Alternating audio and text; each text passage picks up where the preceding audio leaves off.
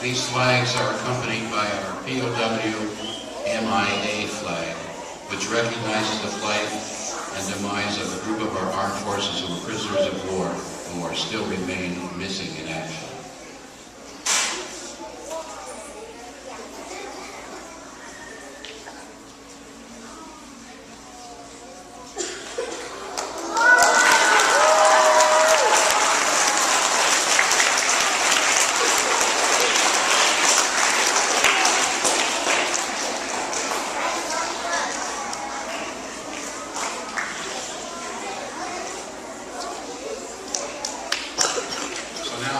We have 50 stars and 13 stripes of red and white.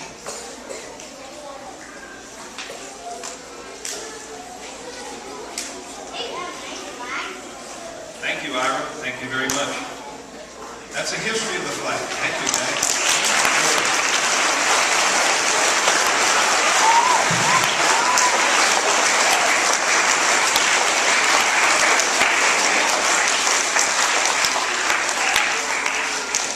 Stars and Stripes, flag of the United States of America, the worldwide hope for all who, under God, would be free to live and do His will. Upon its folds is written the story of America, the epic of the mightiest and noblest in all history. In the days when peoples of the old world groveled in abject comedy to the hearsay of the divine right of kings, a new constellation appeared in the western skies, the Stars and Stripes, symbolizing the divine right of all to life, liberty, happiness, and peace under endowment by their Creator. To what man or woman is giving words adequate to tell the story of the building of this nation? That immortal story is written in blood and sweat, in heroic deeds and unremitting toil, in clearing the primeval forest and in planting the vast prairies where once the coyote and the buffalo roamed. Onward swept the nation, spanning wide rivers, leaping vast mountain ranges, leaving in its path villages and farms, factories and cities, until at last this great nation stood astride the continent, from the Atlantic to the Pacific. This is the heritage of the people of the United States.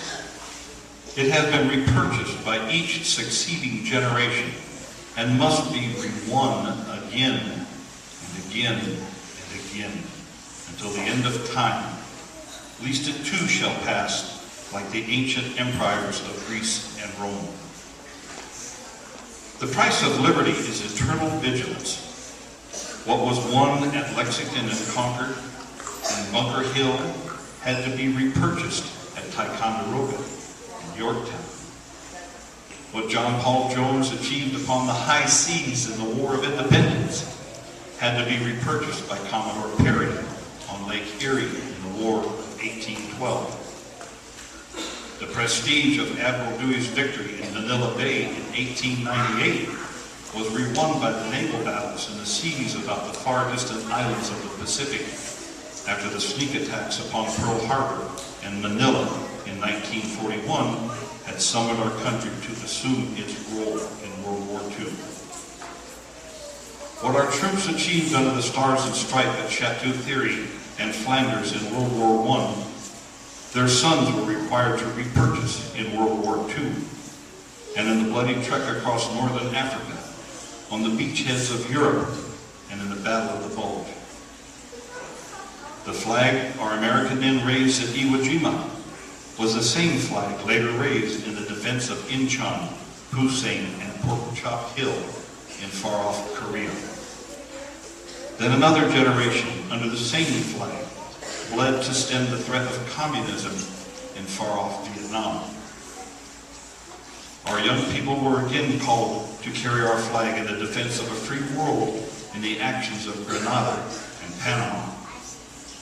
Willingly, our brave men and women carried our flag and the honor of the American people into the battle of Operation Desert Storm. And who among us will ever forget the sight of firefighters raising our flag over the ruins of the World Trade Center? The military personnel draping our flag on the side of the Pentagon, or the citizens of Somerset County, Pennsylvania, placing our flag near the site where brave Americans died fighting the hijackers of Flight Number 93. No other symbol could have offered such comfort as we still today endure the horrors of that day.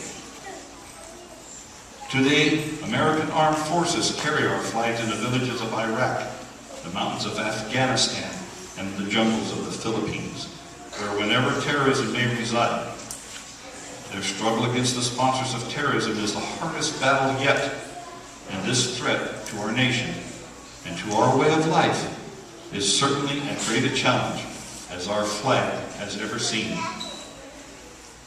The resurgence of patriotism since September 11th in 2001 has rekindled respect for our flag. Today we see the Star-Spangled Banner wherever we turn, on homes, businesses, automobiles, and billboards.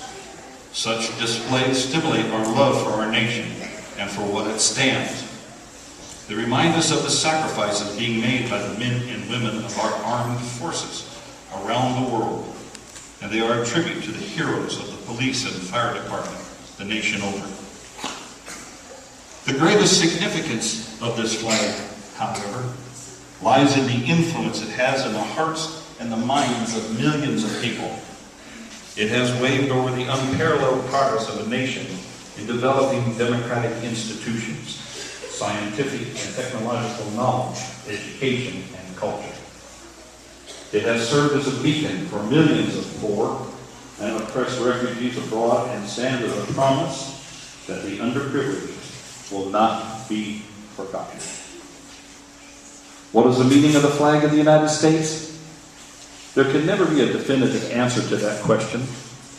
There are people in this world who see it as a symbol of imperialism. Others see it as a destiny to the people. But the reference to these and similar views of the flag was resolved by President Woodrow Wilson when he said, "This flag which we honor and under which we serve is the emblem of our unity, our power."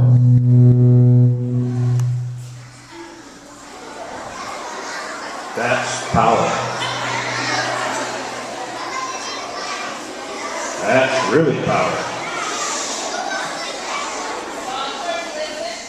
Our thought and shape of this nation. It has no other character than that which we give it from generation to generation. The choice is ours. Only love, true love of our fellow man can create peace. The emblem and token of that love in the stars and stripes, the symbol of the American way of life. Thank you.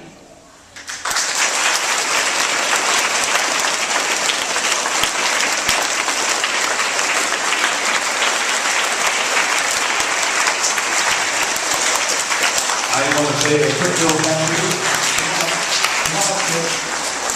to our flag bearers. Hey guys, thank you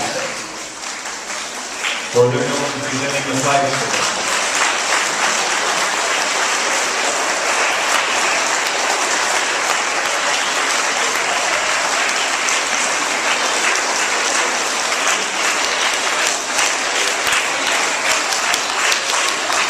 Thank you all.